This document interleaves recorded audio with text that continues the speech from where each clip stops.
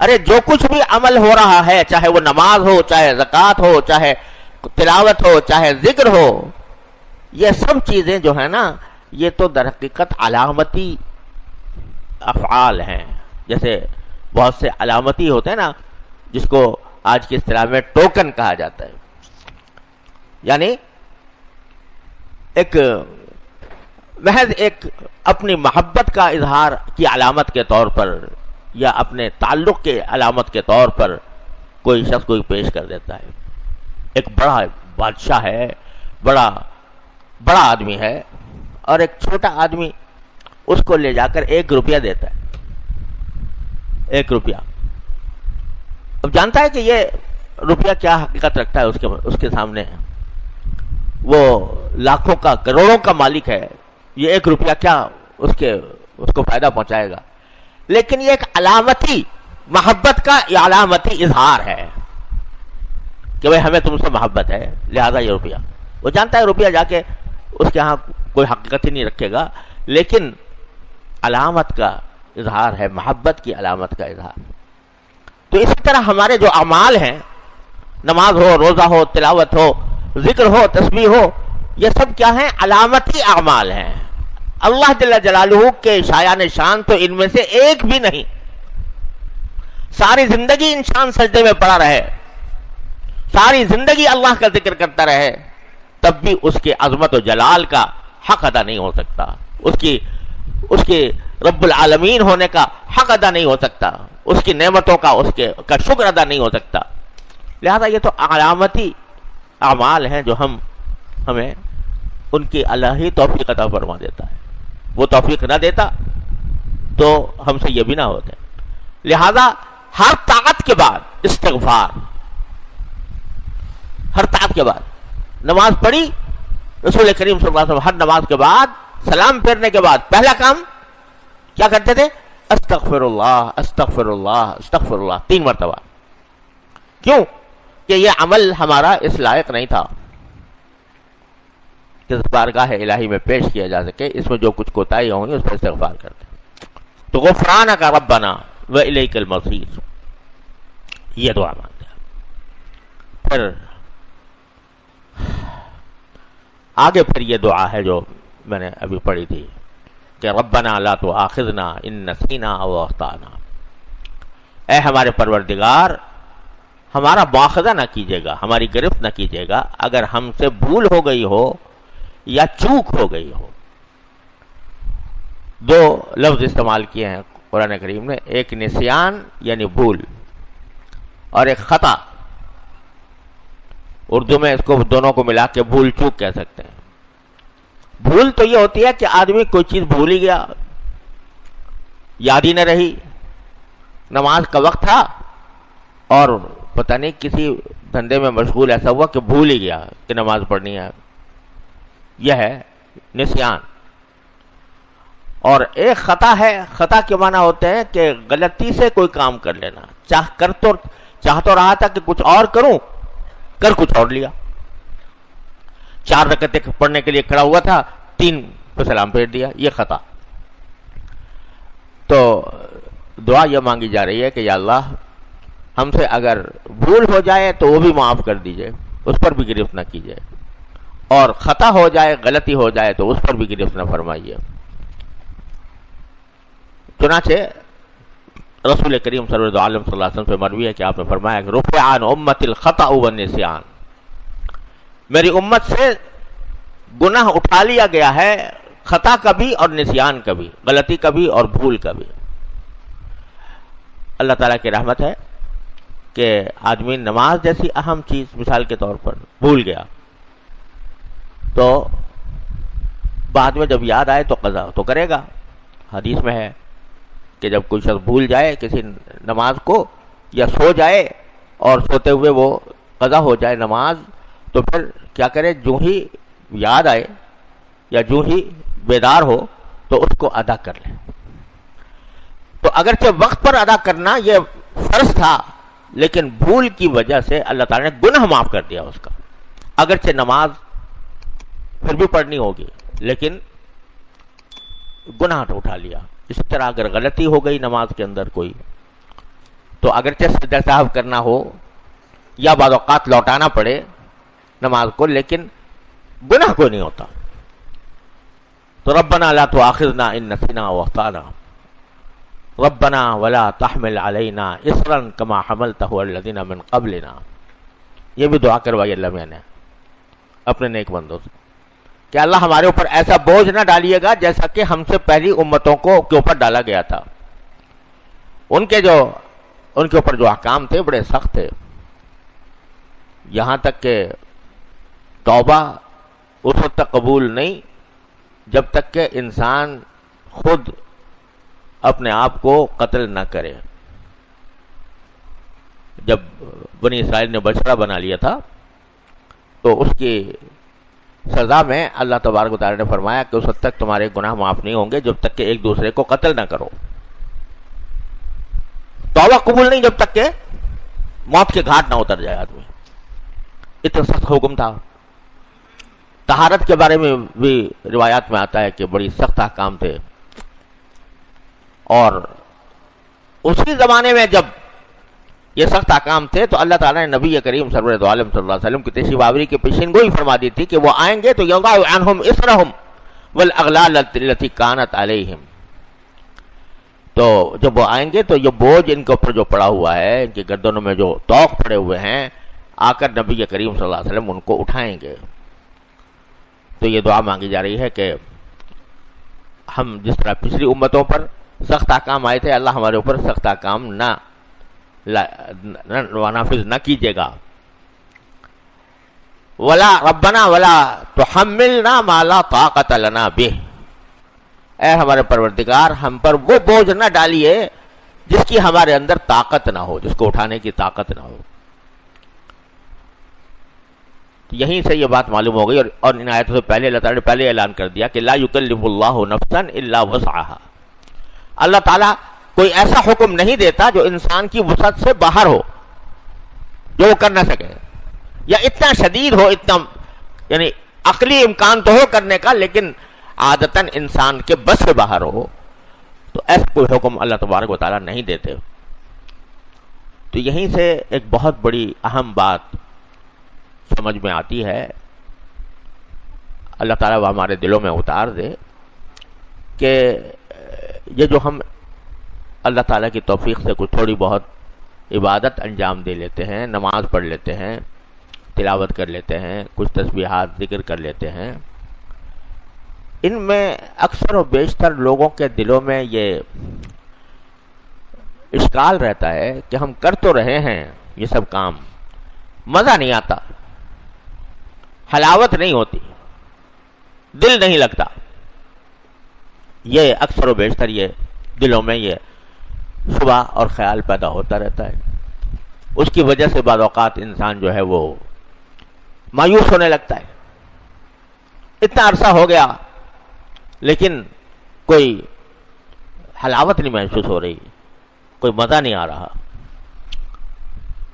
تو خود سمجھ لیجئے کہ نماز مزہ لینے کے لیے مقصود نہیں، نماز کا مقصود مزہ لینا نہیں ہے، عبادتوں کا مقصود مزہ لینا نہیں ہے.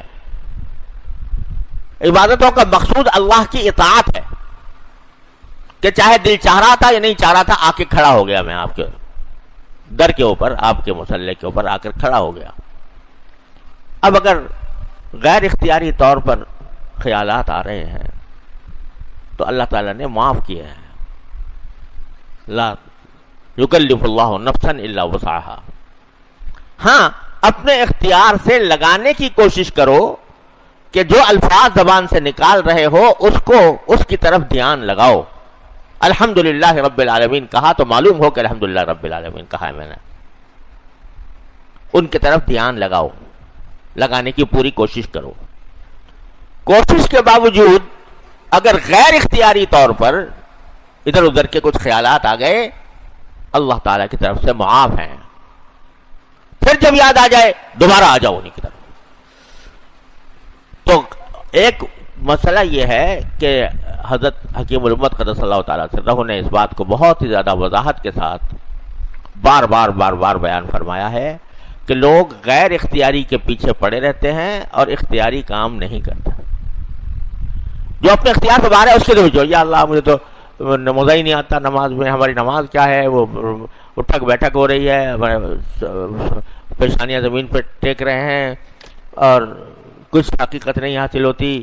اور اس کا رونا کیا مطلب کہ وہ حلاوت ملے، وہ مزہ آئے نماز میں کہ جو اپنے اختیار سے باہر ہے. ارے بھائی یہ تمہارے اختیار میں نہیں ہے کہ مزہ آئے یا حلاوت آئے، اور نہ یہ مقصود ہے نماز کا. نماز کا مقصود مزہ لینا نہیں ہوتا.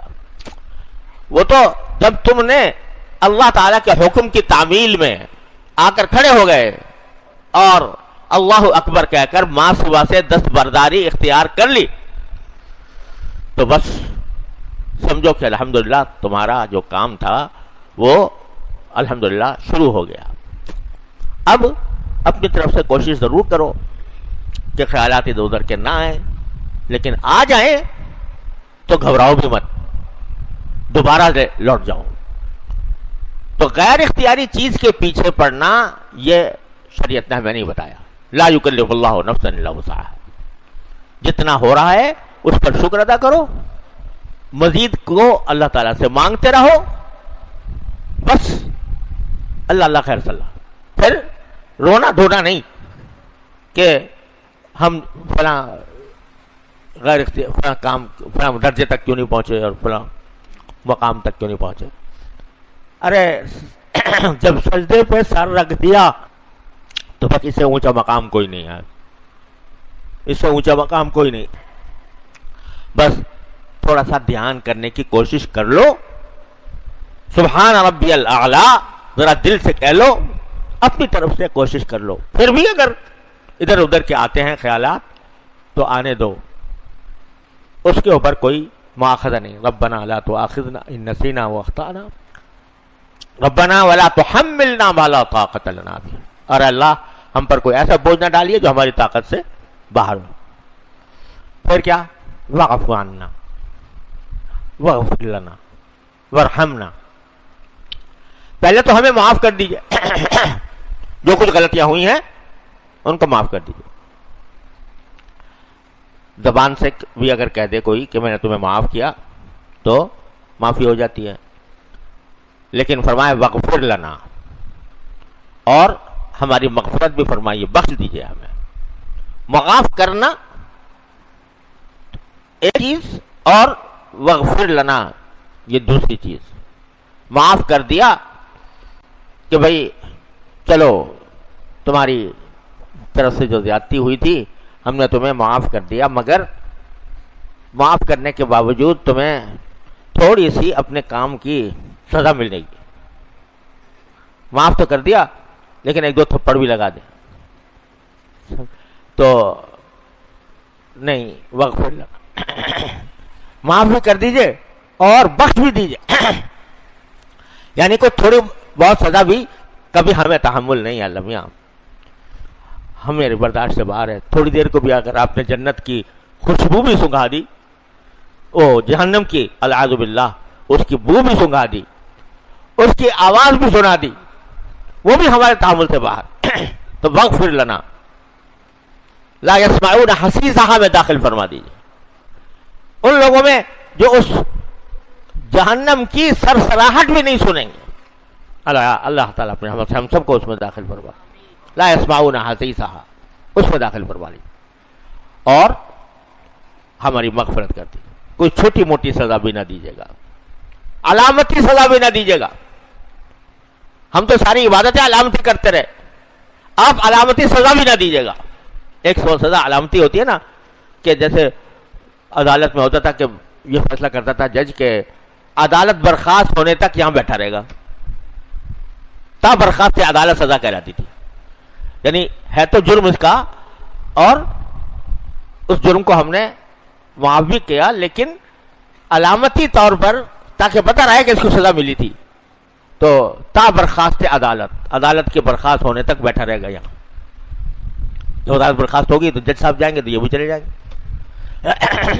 تو یہ علامتی سزا. تو اللہ ہمیں علامتی سزا کا بھی تحمل نہیں، وہ بھی معاف فرما دیجیے. وغفر لنا ورحمنا. اور صرف معافی نہ فرمائیے، ہم پر رحم بھی فرمائیے. معافی تو یہ ہو جاتی نا کہ چلو جہنم سے نکال دیا، تمہیں چھوٹی موٹی سزا بھی نہیں دی، باہر تمہارے اس کی آواز بھی نہیں آ رہی، اس کی سرسراہٹ بھی نہیں آ رہی، لیکن بیٹھے رہو باہر بیٹھے رہو، آراف میں بیٹھے رہو، کہ جس میں نہ جنت ملے گی تمہیں نہ جہنم میں ملے گی. تو مغفرت تو ہو گئی اور معافی بھی ہو گئی، سزا بھی نہ ملی، لیکن کہتے ہیں رب رحمنا، اب آگے جا کے ہمیں رحم بھی کر دیجیے کہ جہنم سے تو نکال دیا، اب جہنم سے نکالنے کے بعد ایسا نہ ہو کہ وہیں پر پڑے رہ جائیں، ہمیں اپنے رحمت سے جنت میں داخل فرما دیجیے. واغفر لنا ورحمنا انت مولانا.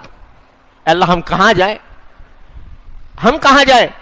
اگر کوئی ہماری دل خواہش ہے، ہماری کوئی حاجت ہے، تو اللہ ہم آپ کے سوا کس کو کے پاس لے جائیں؟ کیونکہ مولا تو آپ ہی ہیں ہمارے. انت مولانا فانصرنا علی القوم الکافرین. لہذا ہماری کافر قوم کے اوپر ہماری مدد کیجیے. تو کیا کیا سکھا دیا ان دعاؤں میں اللہ تبارک و تعالیٰ نے، کیسے کیسے حقائق واضح فرما دیے. مانگنے والا چاہیے.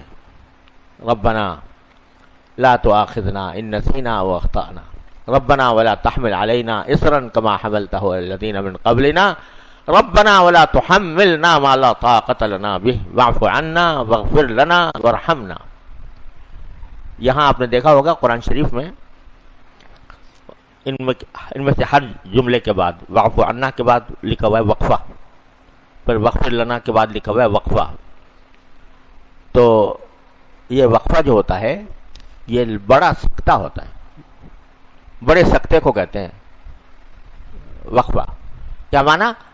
کہ یہاں پر ذرا ٹھہرو تھوڑی دیر، یہ نہیں کہ بس روانی میں پڑھتے چلے گئے واعف عنا واغفر لنا وارحمنا انت مولانا، بلکہ واعف عنا پر تھوڑا سا ٹھہرو، سانس توڑے بغیر، اور اتنا ٹھہرو جو سکتے سے زیادہ ہو. واعف عنا واغفر لنا وارحمنا، تین جملے جو ہیں وہ ٹھہر ٹھہر کے ادا کرو، ٹھہر ٹھہر کے ادا کرو. ان کے پیچھے جو معنی کی کائنات ہے اس کے تصور کے ساتھ کرو. واعف عنا، معاف کر دیجئے. واغفر لنا، بخش دیجئے. وارحمنا، اور اللہ رحم فرما دیجئے. تو اس طرح کر کے اللہ تعالیٰ سے مانگے تو پھر دینے والے کے دینے میں کوئی کمی نہیں. کوئی جو نہ شنا سے ادا ہو تو کیا علاج، کوئی جو نہ شنا سے ادا ہو تو کیا علاج، ان کی نوازشوں میں تو کوئی کمی نہیں. اللہ تبارک و تعالیٰ اپنے رحمت سے ہمیں مانگنے والا بنا دے، منگتا بنا دے. اللہ تبارک و تعالیٰ کے سامنے منگتا بنا دے، مانگنے کا سلیقہ عطا فرما دے. تو بس انشاءاللہ دینے والے کی دین میں کوئی کمی نہیں.